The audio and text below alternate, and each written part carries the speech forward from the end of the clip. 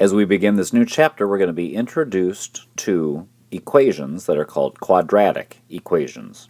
So since this chapter is going to deal with quadratic equations and quadratic functions, we need to know what these represent. So please have this note sheet out in front of you and fill it out as this video goes on. The general quadratic equation, and this will show up for the rest of this chapter, is of this form: y equals ax squared plus bx plus c. Obviously, a, b, and c could be any number that you would like them to be, except the letter a can't be equal to 0. And the reason a can't be equal to 0 is because then the x squared term would be gone, and then the equation wouldn't be quadratic anymore. And that kind of leads us right to the next statement. If an equation is quadratic, it's very easy to determine if it's quadratic because you are looking at the equation, you're looking for a specific thing. So if an equation is quadratic, then there is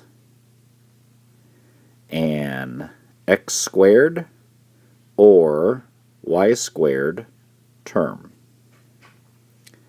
The ones we're going to focus on in this class are going to have an x squared term, but you could have a y squared term also. The graph of a quadratic equation is something that we're going to deal with, and we've been graphing linear equations this year, and a linear equation ends up being a line. Well, a quadratic equation doesn't end up having a line for a graph. It has a U-shaped graph, and it is called a parabola.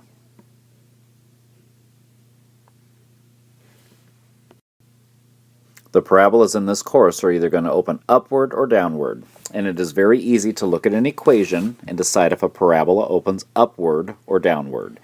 In fact, we're going to just simply look at the number that is associated with the x squared term. So how do you know if a parabola opens upward or downward? Well, if a, the a value, that's the one associated with the x squared term, if a is greater than 0, it opens upward, just like you think it should. And on the other side of that, if a is less than 0, opens downward.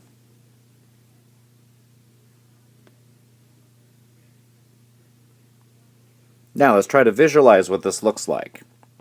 If I have a parabola that opens upward, it's going to look something like this. And there's this point down here, which in this case is at the bottom, and this is called the vertex. And if I take a look at the vertex for this parabola, it looks to me like it is the lowest point on the graph. So I'm going to say that my vertex is a minimum.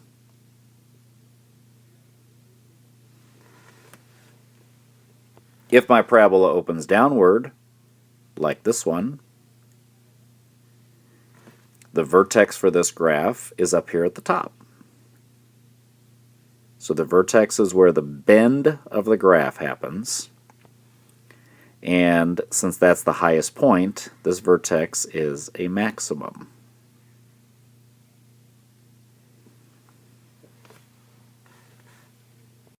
So let's use what we just did previously to determine whether each graph opens upward or downward.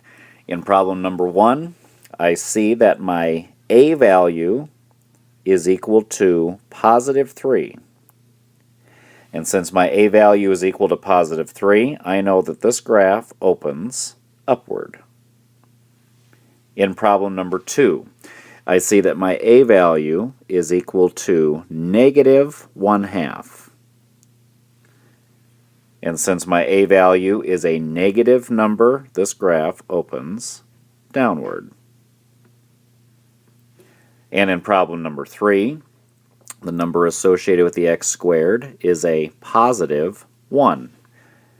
And if it's a positive 1, just by the fact it's a positive number, this graph is going to open upward.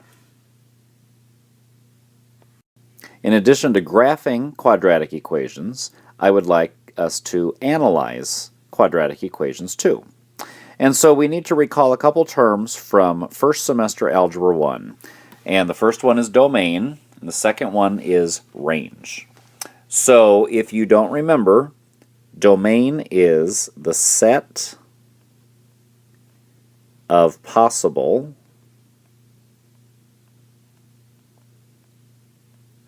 input values.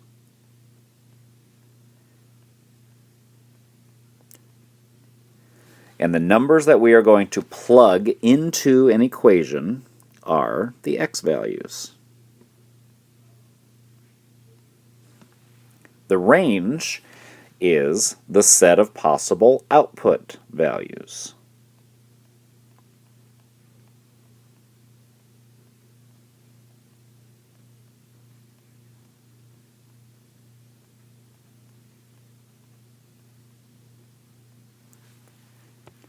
And the set of possible output values are the y values.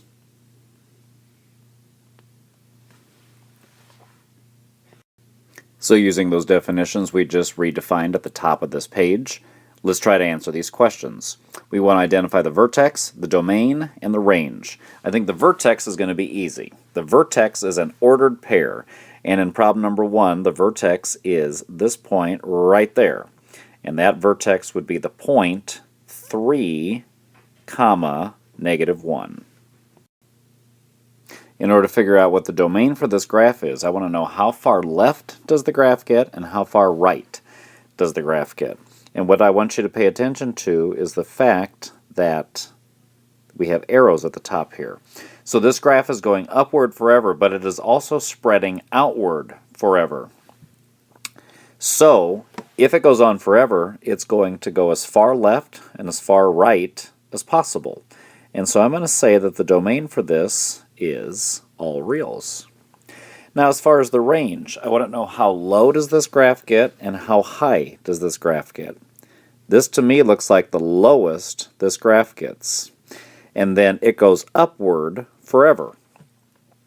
So the way to say that -1 is the lowest this graph gets, I can say that the y values are greater than or equal to -1.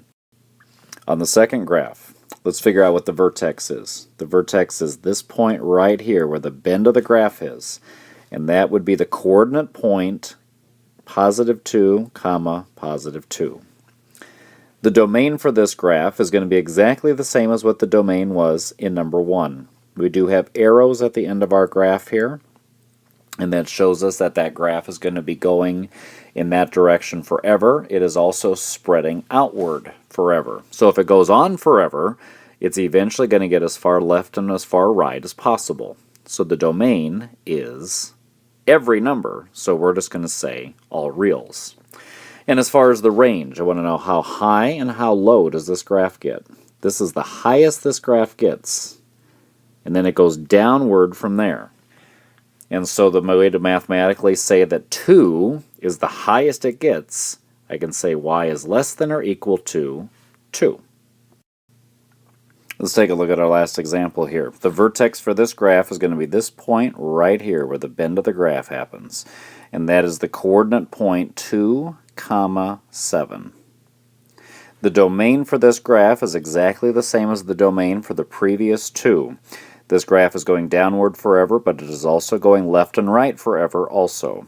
And so it will eventually get as far left and right as possible. So that's all real numbers. As far as the range, this looks like the highest this graph gets, and then it goes downward from there. And so the way to mathematically say 7 is the highest this gets, I will say y is less than or equal to 7.